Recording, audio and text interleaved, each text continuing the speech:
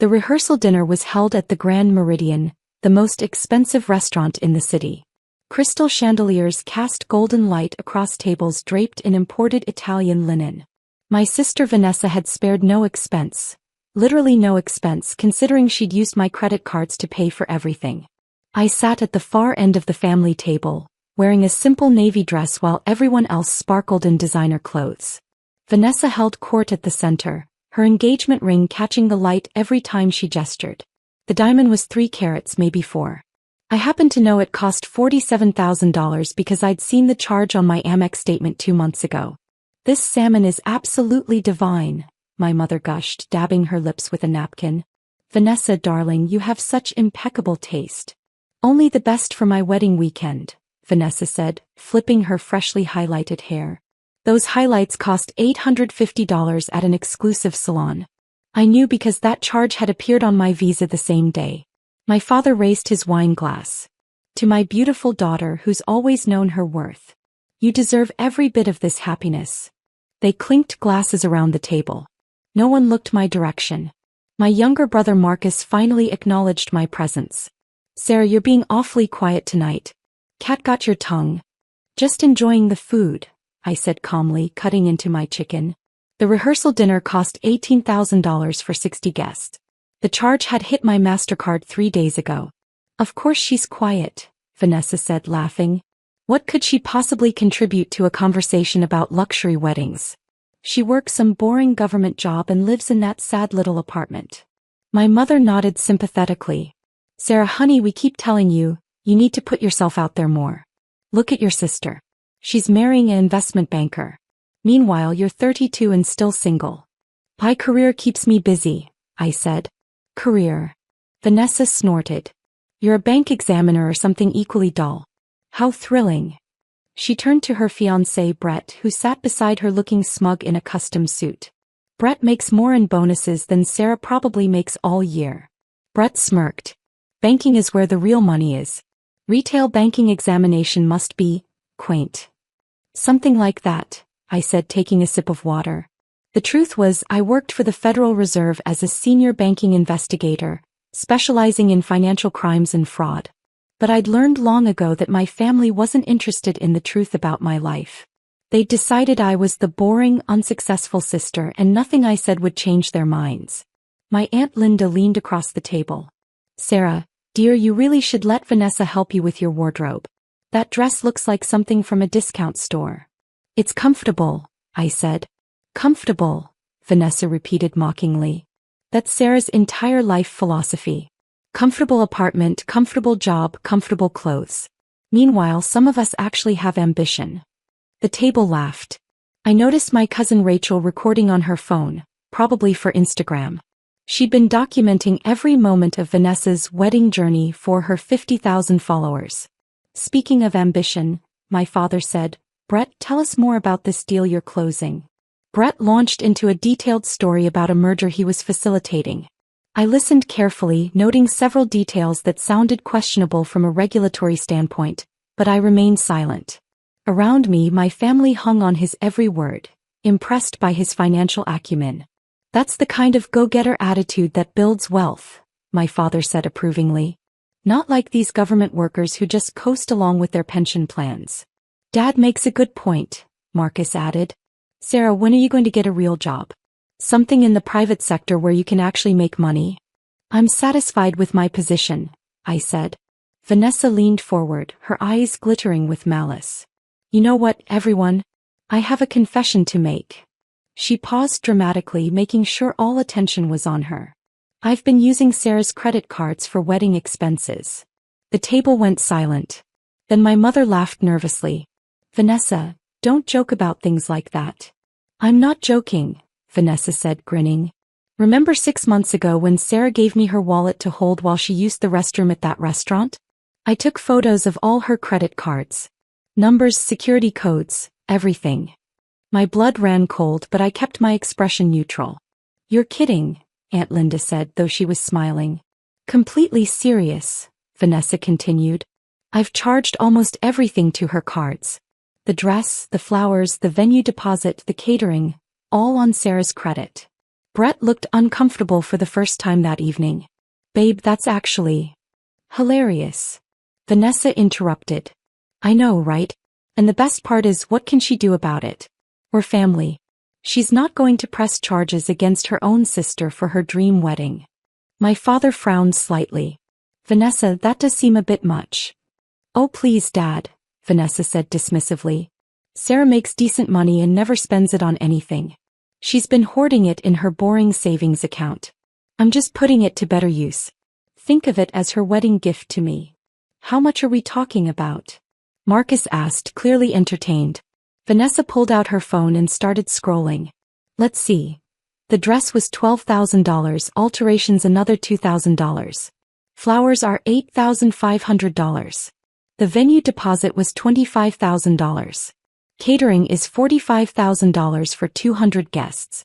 The honeymoon to Bora Bora is $18,000. Photography and videography package is $15,000. The rehearsal dinner tonight is $18,000. Entertainment is $12,000. Invitations were $3,000. She kept listing items, each more expensive than the last. My mother's eyes widened. That's over $150,000. $167,430 to be exact, Vanessa said proudly. And that's not counting the smaller things. Hair, makeup, the bridal party gifts, the decorations. I'd say we're probably closer to $190,000 total. The table sat in stunned silence. Vanessa, Brett said quietly, you told me your parents were paying for the wedding. They're paying for some of it, Vanessa said with a wave of her hand. But Sarah's covering the bulk. Whether she knows it or not. I carefully set down my fork. So you're admitting to credit card fraud? Vanessa laughed. Fraud? We're sisters. You can afford it. Stop being so dramatic.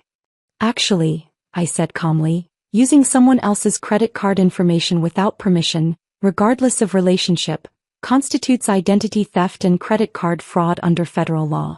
It's a felony. Oh, here we go, Vanessa rolled her eyes. The boring bank examiner trying to sound important. What are you going to do, Sarah? Report me? Ruin my wedding? Make Mom and Dad hate you even more than they already do? My mother reached over and patted Vanessa's hand. Sarah, honey, I know this is unconventional, but Vanessa's right, you're not going to press charges. Just think of it as helping your sister. Family helps family. I helped pay for Marcus's car when he needed it, my father added. We all chip in for each other. You asked me before taking $5,000 for Marcus's car, I pointed out. And I said yes. This is different. Is it though? Vanessa challenged. You would have said no if I asked. You're selfish like that. You'd rather hoard your money than see your sister happy. So I just bypassed the part where you say no. Rachel was definitely recording now, her phone aimed directly at me. This is incredible content, she whispered to my cousin James. So what? Marcus said. You going to call the cops on your own sister at her wedding weekend? That would make you the villain in this family forever. I looked around the table. Every face showed the same expectation, that I would back down except this, let Vanessa have her dream wedding at my expense. They'd already decided I was the lesser daughter, the boring sister. In their minds, my money was expendable, my feelings irrelevant. Just to be clear, I said slowly, you're admitting that you deliberately stole my credit card information and used it to make unauthorized charges totaling approximately $190,000? Oh my God, yes, Vanessa said with exasperation. What are you going to do about it? To me? I don't have the money to pay you back. Brett and I are using all our savings for the down payment on our house. So even if you took me to court, which would make you a terrible sister and a terrible person, you'd get nothing. She's got a point, my father said. Sarah, just let it go. The money's already spent. Vanessa's wedding is tomorrow. Don't ruin her special day over money. It's not about the money, I said quietly. It's about the principle. The principle? My mother scoffed. The principle is that family supports family. Clearly you don't understand that. I pulled out my phone. Who are you texting? Vanessa demanded. You better not be starting drama in the family group chat. I'm not texting anyone, I said, opening my secure work app. I'm filing an official report. The table erupted in laughter. A report with who? Marcus guffawed. The Better Business Bureau? Oh, I'm sure they'll get right on it. I typed quickly, entering the case details, suspect information and evidence summary. My credentials auto-populated at the top of the form. Senior Special Agent, Federal Reserve Criminal Investigation Division. Sarah works for the Federal Reserve, Brett said dismissively to the table. They examine banks, make sure they're following regulations. They don't investigate individual crimes. The Federal Reserve has multiple divisions, I said calmly, still typing. The Division of Banking Supervision and Regulation does examine banks. That's not where I work. Then where do you work? My father asked. The Criminal Investigation Division, I said, submitting the report. I'm a federal agent who investigates financial crimes, including credit card fraud, identity theft, bank fraud, and money laundering. The laughter died. You're not a federal agent, Vanessa said, but her voice had lost its confidence. You're a bank examiner. I'm a senior special agent, I corrected. I've been with the Criminal Investigation Division for 8 years. Before that, I spent 2 years with the FBI's Financial Crimes Unit. I looked up from my phone. I specialize in identity theft cases. My mother's face had gone pale. Sarah, you're exaggerating. You would have told us if you were an FBI agent. I left the FBI 6 years ago, I said. And I did tell you. At Thanksgiving in 2019, I mentioned my promotion to the Federal Reserve Criminal Investigation Division. You told me to stop being boring and change the subject to Vanessa's new boyfriend. The table was completely silent now. Brett cleared his throat. Okay, but surely you're not going to actually prosecute your own sister. You're just trying to scare her. I've already filed the report, I said, showing them my phone screen. The official Federal Reserve seal was visible at the top, along with my badge number and the case number that had been automatically generated. As a federal agent, I'm legally obligated to report crimes I become aware of, even if they involve family members. Sarah, my father said slowly, let's think about this rationally. I am thinking rationally, I interrupted. Vanessa admitted to deliberately stealing credit card information and making unauthorized charges totaling approximately $190,000. She did this on camera. I nodded toward Rachel, who had lowered her phone, looking panicked. In front of multiple witnesses at a public venue. This isn't a he said she said situation. This is a documented confession to multiple federal felonies. Federal. Vanessa whispered. Credit card fraud crosses state lines, I explained. The credit card companies are based in different states, vendors are in multiple states, and the honeymoon involves international travel. That makes it federal jurisdiction. The FBI will likely be involved, along with the Secret Service Financial Crimes Division. The Secret Service investigates financial crimes? Marcus asked stupidly. That's their primary function, I said. Most people don't know that. Vanessa's hands were shaking. You can't do this. It's my wedding tomorrow. You should have thought of that before committing multiple felonies, I said simply. My mother found her voice. Sarah Elizabeth Morrison, you stop this right now. I am your mother and I'm telling you to drop this ridiculous report or whatever you filed. I met her eyes. With all due respect, Mom, you have no authority over federal law enforcement investigations. I have authority over you, she snapped. I'm 32 years old and a federal agent, I replied. You really don't. My phone buzzed. I glanced down at the message from my supervisor, Assistant Director James Chin. Report received. Team is 15 minutes out. Do you need immediate backup? I texted back. Situation stable. Suspects not fleeing. See you soon. Who are you texting? Brett demanded. My supervisor, I said. He's coordinating the response team. Response team. Vanessa's voice cracked. What response team? The FBI and Secret Service don't take kindly to financial crimes of this magnitude, I explained. When someone confesses to stealing nearly $200,000, they tend to respond quickly. Especially when the victim is a federal agent. It suggests the perpetrator either didn't know or didn't care about the law, both of which are concerning. The restaurant had gone quiet around us. Other diners were watching our table with interest. Brett stood up abruptly. We're leaving. I wouldn't recommend that, I said calmly. Fleeing would add additional charges and make you look guilty of conspiracy. Conspiracy. Brett sat back down heavily. I didn't know anything about this. You didn't question where the money for a $200,000 wedding came from? I asked. Vanessa told you tonight she charged it to my credit cards. You said nothing. I just found out. Brett protested. And yet you didn't immediately insist she call the credit card companies to reverse the charges, I pointed out. That could be seen as complicity after the fact. Brett turned to Vanessa, his face red. I told you we should have had a smaller wedding. I told you $200,000 was insane. You said your parents were paying. They were supposed to, Vanessa said, tears starting to stream down her face. But then Dad's investments didn't do as well and Mom said they could only give $30,000 and I'd already put down deposits and I couldn't have a cheap wedding, everyone would judge me. So you committed fraud? Brett shouted, drawing looks from the entire restaurant. Do you have any idea what this could do to my career? I work in banking. I can't be married to a convicted felon. Maybe you should have thought of that before you benefited from the proceeds of fraud, I suggested. My father stood up. Everyone calm down. Sarah, sweetheart, please.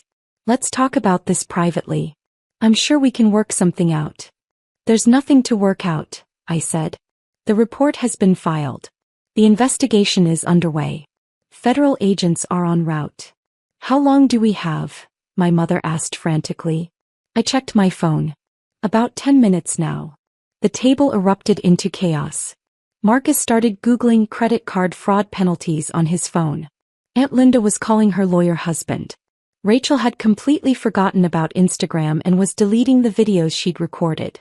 My parents were having a frantic whispered conversation with Vanessa, who was sobbing into her napkin. Brett had moved 3 seats away from Vanessa and was on his phone with someone saying, I had no knowledge of any illegal activity, over and over. A well-dressed man approached our table. Excuse me, I'm the manager. We've received complaints about the noise level. I'm going to have to ask you to. Federal agent, I said, showing him my badge. There's about to be a law enforcement operation here. You might want to clear the surrounding tables. His eyes widened. Should I call the police? Federal agents are already en route, I assured him. But you should probably make sure your security footage from tonight is preserved. It's evidence in a federal case. He backed away quickly, speaking urgently into his radio. My mother grabbed my hand. Sarah, please. She's your sister. Your only sister. You can't send her to prison. She sent herself to prison, I said, not unkindly. I told her it was fraud. She laughed at me. She asked what I could do about it. You can stop this, my father pleaded. You filed the report, you can unfile it. That's not how it works, I explained. Once a federal crime is reported, especially one this significant, the investigation proceeds regardless of the victim's wishes. Even if I wanted to drop it, which I don't, I couldn't. Vanessa looked up, mascara running down her face. I'm sorry, okay? I'm sorry. I'll pay you back. With what money? I asked. You just told everyone you spent all your savings on a house down payment. We'll sell the house, Brett said immediately. We'll return everything for the wedding we can still return. We'll make payments. That's between you and the court, I said. Restitution is typically part of sentencing. Sentencing? Vanessa whispered. Credit card fraud involving amounts over $100,000 typically carries a sentence of 5 to 10 years in federal prison, I said.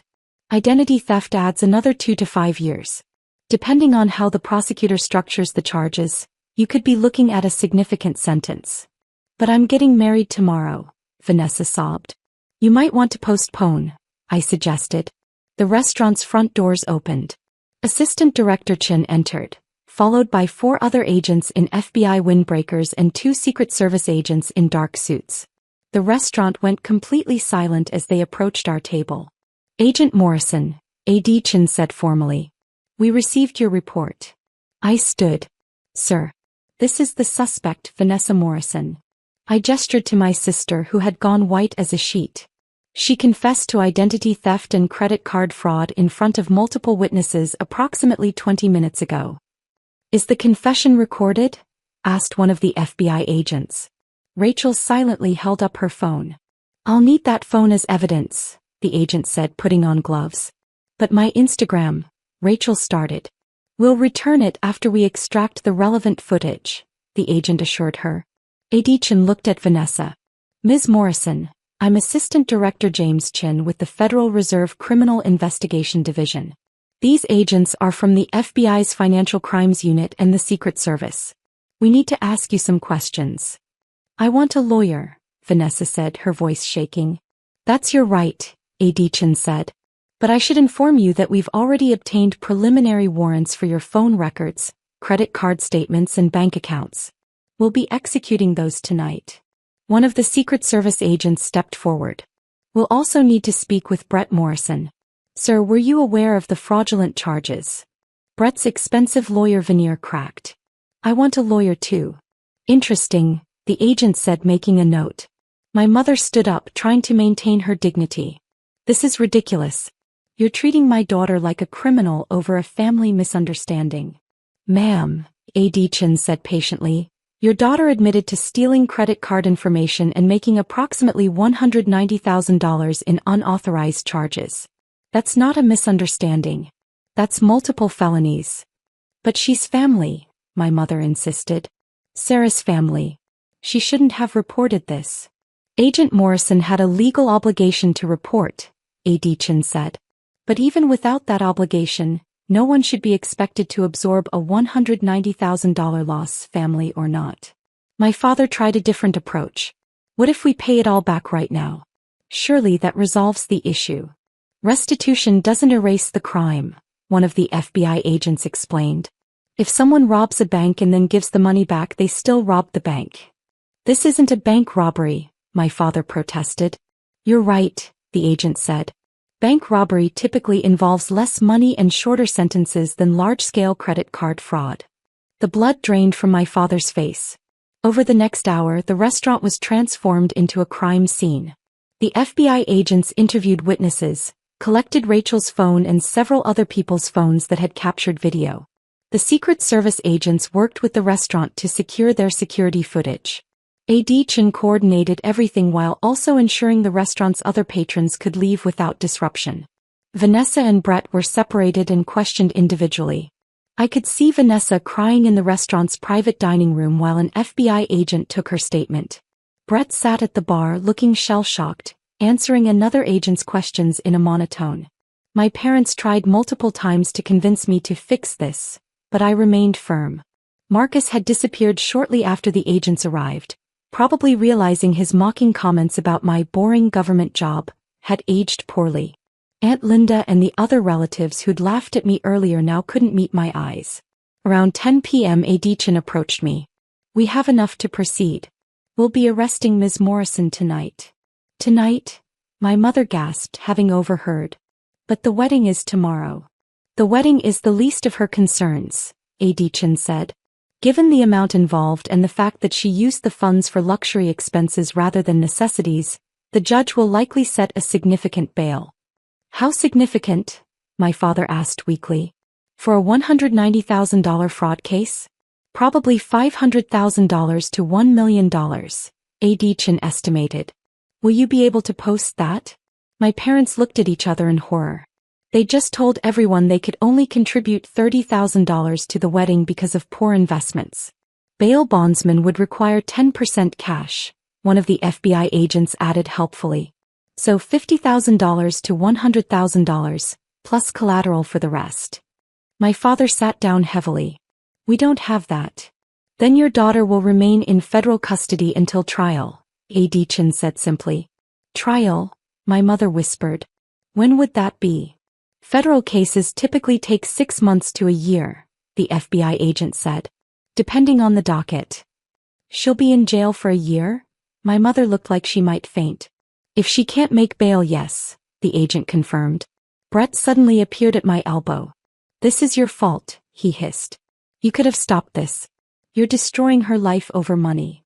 Adichin stepped between us. Sir, I suggest you step back and calm down.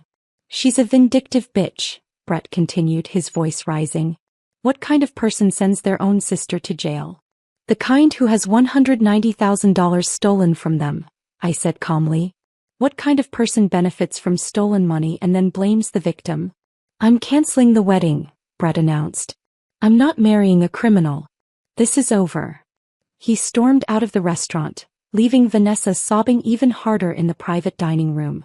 My mother pointed a shaking finger at me. Look what you've done. You've ruined her wedding, her engagement, her life. All because you're jealous that she's prettier and more successful than you. More successful? I repeated. She committed fraud because she couldn't afford her own wedding. I'm a federal agent with a career I've worked a decade to build. But your mom. She's more successful. My mother's face crumpled. How can you be so cold?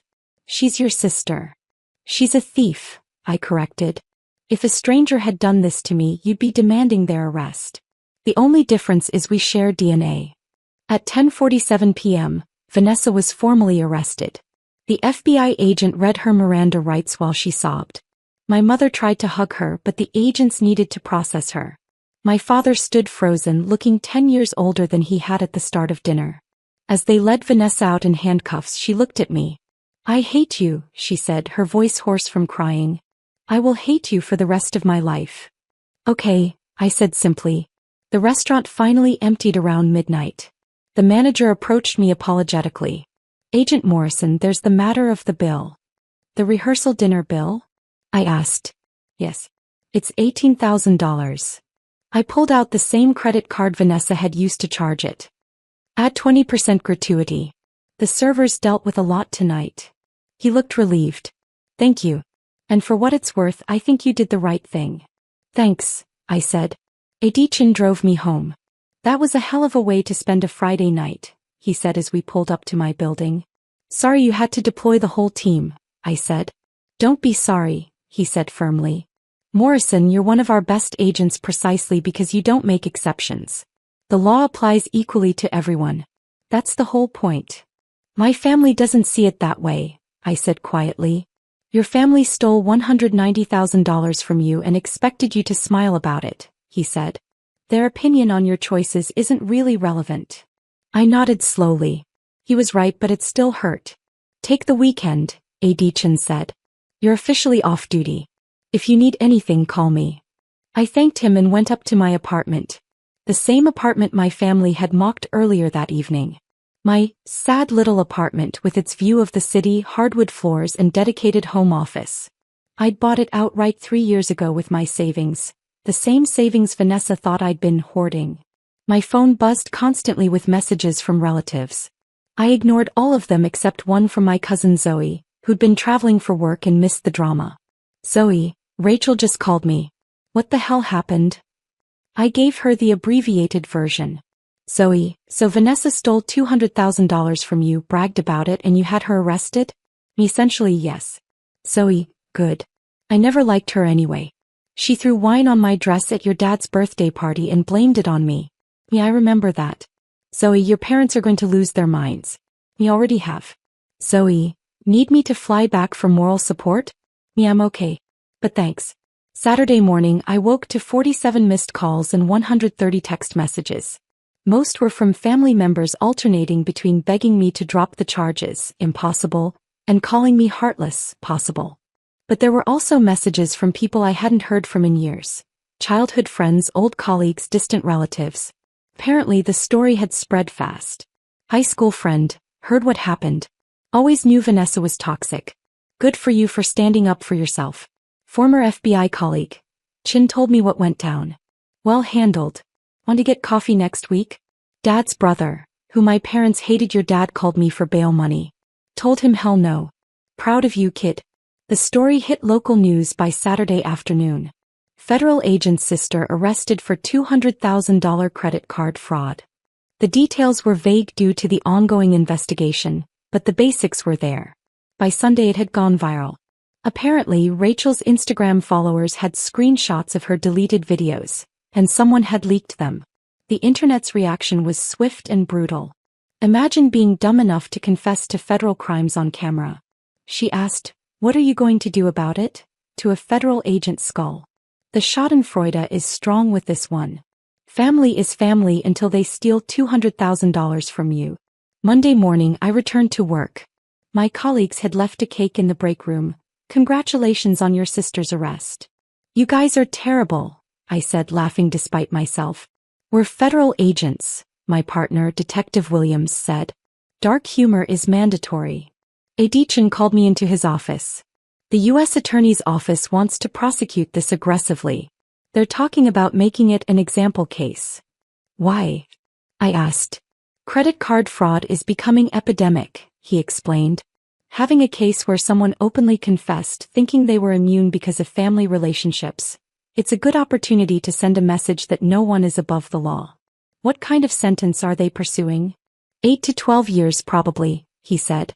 The amount involved, the premeditation, the lack of remorse. It all points to a significant sentence. I absorbed that. My sister could spend a decade in federal prison. You okay with that? Adichin asked gently. She made her choices, I said. I didn't force her to steal from me. I didn't force her to brag about it. I didn't force her to think she was untouchable. He nodded. For what it's worth, I think you're handling this with remarkable professionalism. The arraignment was Tuesday. Vanessa appeared via video from the Federal Detention Center, wearing an orange jumpsuit. She looked small and frightened, nothing like the confident woman who'd mocked me at the rehearsal dinner. The federal prosecutor laid out the charges. 15 counts of credit card fraud, 3 counts of identity theft, 1 count of wire fraud. Each count carried potential years in prison. Vanessa's court-appointed attorney argued for reduced bail, citing her lack of criminal history. The prosecutor countered that the premeditated nature of the crime and the amount involved made her a flight risk. The judge set bail at $750,000. My parents, sitting in the courtroom gallery, looked devastated. Outside the courthouse, reporters swarmed me. Agent Morrison, how do you feel about your sister's arrest? No comment, I said, walking to my car. Do you regret reporting her? No comment. What would you say to people who think you should have handled this privately? I paused. I'd say that crime is crime regardless of who commits it. We don't have a separate justice system for people with family connections. That quote became the headline. Federal agent. We don't have a separate justice system for family. My mother left a voicemail that night, her voice thick with tears. I hope you're proud of yourself. Your sister is sitting in a cell because of you. Sarah. She's never even had a parking ticket before. And you put her in jail like she's some kind of monster. We raised you better than this. We raised you to value family. I don't know who you've become, but you're not my daughter anymore. I saved the voicemail. Not to listen to again, but as evidence of the emotional manipulation that had characterized my entire life in this family. 3 weeks later, Vanessa took a plea deal. 8 years in federal prison, 5 years supervised release. Full restitution of $193,472.18, the final accounting of all fraudulent charges, and permanent criminal record.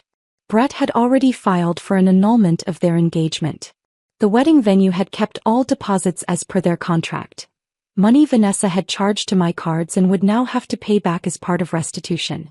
My parents took out a second mortgage to pay me back immediately, hoping it would somehow reduce Vanessa's sentence. It didn't.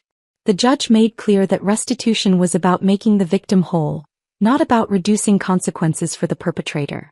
At Vanessa's sentencing hearing, my mother testified as a character witness, sobbing through her testimony about what a good daughter Vanessa had been. My father described her as generous and kind, someone who'd made one mistake. The judge listened patiently, then said, "This wasn't one mistake. This was a calculated series of crimes committed over 6 months. Involving meticulous planning and repeated deliberate acts of theft. The defendant showed no remorse until facing consequences. 8 years. Vanessa sobbed as they led her away. My mother collapsed in the gallery. My father glared at me with pure hatred. I walked out of the courthouse and went back to work. 6 months later, I got promoted to supervisory special agent. My team handled complex financial crime investigations across 3 states. I was good at my job. Excellent, actually. I'd built a career on integrity, thoroughness, and an unwavering commitment to the law. My family never forgave me. I was excluded from all family events, removed from the family group chat, and written out of my parents' will. Cousins I'd grown up with blocked me on social media. Aunts and uncles I'd known my whole life pretended not to see me at the grocery store. But I'd also gained something, self-respect. For 32 years I'd been the family disappointment, the boring sister, the one who didn't quite measure up. I'd absorbed their contempt, their dismissal, their casual cruelty and convinced myself it was normal. It wasn't normal. And I didn't have to accept it anymore. My real family turned out to be my colleagues. People who valued integrity over image, who respected competence over compliance, who understood that doing the right thing often meant standing alone. A.D. Chin said it best at my promotion ceremony. Agent Morrison embodies everything we value in federal law enforcement. When faced with a choice between family loyalty and legal duty, she chose duty without hesitation. That's not coldness. That's courage. Vanessa is currently serving her sentence at FCI Danbury. She'll be eligible for early release in 6 years if she maintains good behavior. I hope she uses that time to reflect on her choices and become a better person. But honestly, that's not my problem anymore. I did my job. I enforced the law. And I refuse to let family ties become immunity from consequences.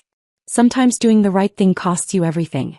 But sometimes everything you lose wasn't worth keeping.